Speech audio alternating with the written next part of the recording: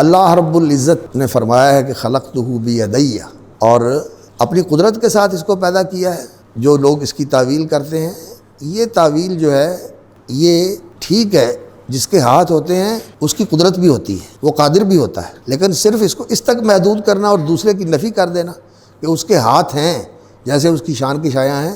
یہ اس آیت کی دلالت کو محدود کرنے والی بات ہے۔ اور یہ جو بات اللہ رب العزت نے کہی ہے اس کے بارے میں ہم کہیں کہ اس سے صرف اتنا مراد ہے اور یہ نہیں ہے، یہ انسان کا جو ہے نا قول اللہ بغیر علم والی بات ہوتی ہے، اس لیے انسان کو اس میں بہت محتاط ہونا چاہیے۔ اللہ رب العزت نے اس کا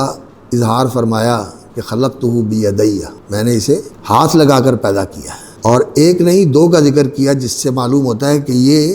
واقعتاً مقصود ہے۔ یہاں اللہ رب العزت نے ہاتھ لگائے انسان کے لیے۔ اور پھر تیسری چیز جو اللہ رب العزت نے ذکر فرمائی ہے وہ یہ کہ اللہ تعالیٰ نے انسان کو روح کے ساتھ ممتاز کیا، نفخت فیہ من روحی۔ اللہ رب العزت نے فرمایا کہ میں نے انسان میں اپنی طرف سے روح پھونکی، روح کو اپنی طرف نسبت دی ہے۔ یہ اللہ کی ذات کا حصہ نہیں ہے، یہ روح کو اللہ رب العزت نے اپنی ذات کا حصہ جدا کر کے انسان کے اندر ڈال دیا ہو، ایسا نہیں ہے۔ اللہ رب العزت کی ذات کا کوئی حصہ بکھرا نہیں ہے جو اللہ رب العزت نے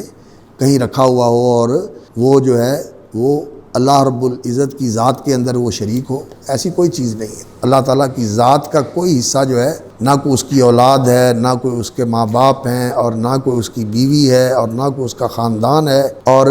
نہ کوئی اس کے ساتھ اس کی ذات میں شریک ہے کہ اس میں سے نکل کے وہ اس کے ساتھ ند اور اس کے برابر جو ہے وہ کھڑا ہو، ایسی کوئی چیز نہیں۔ ہاں، اللہ نے اس کو نسبت دی ہے اپنی ذات کی طرف تعظیم کے لیے، تکریم کے لیے، کہ اللہ رب العزت نے اسے خصوصی طور پر اپنی طرف منسوب کیا ہے تکریم اور تعظیم کے لیے۔ جیسے بیت اللہ، ناقۃ اللہ، یہ نسبت ہوتی ہے، اسی طرح کی یہ نسبت ہے۔ اور اللہ رب العزت نے اسے پیدا اپنے امر سے کیا ہے۔ یسألونک عن الروح قل الروح من امر ربی، تو اللہ کے امر سے وجود میں آئی ہے، اور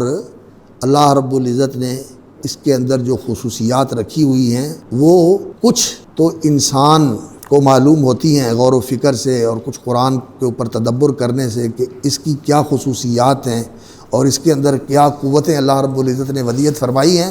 لیکن اس روح کے بارے میں بھی پورا علم جو ہے وہ انسان کو حاصل نہیں ہے، حالانکہ یہ انسان کے اندر ہے۔ اور اللہ رب العزت نے اس چیز کا اظہار بھی فرمایا، یسألونک عن الروح قل الروح من امر ربی وما اوتیتم من العلم الا قلیلا۔ تو اس کی حقیقت و ماہیت، حالانکہ یہ مخلوق ہے، تو اس کی حقیقت و ماہیت انسان جان لے، یہ انسان کے اندر موجود ہے، اور انسان اس کے بارے میں نہیں جانتا، بہت تھوڑی چیزیں انسان اس کے بارے میں جانتا ہے، اور انسان اس کی جو صلاحیتیں ہیں اور جو اس کی قوتیں ہیں جو اللہ نے ودیت فرمائی ہوئی ہیں، وہ جیسے جیسے انسان اس راستے پہ چلتا ہے اور اس دستور زندگی کو اپناتا ہے جو اللہ رب العزت نے انسان کے لیے پسند فرمایا ہے، مقرر فرمایا ہے، اور انسان کو کہا ہے کہ تو اسی دستور کے مطابق زندگی گزار، یہ تیرے لیے چلنے کا راستہ ہے، وہ اللہ رب العزت کا پسند کردہ دین اسلام ہے جس کے اوپر انسان چلے۔ تو اس سے پھر انسان کو اپنی روح کی کچھ چیزوں کا احساس ہوتا ہے، معلوم ہوتا ہے کہ روح کے اندر یہ چیز بھی ہے، یہ چیز بھی ہے، یہ چیز بھی ہے۔ تو اللہ رب العزت نے اس کے اندر اپنی طرف سے روح پھونکی، اور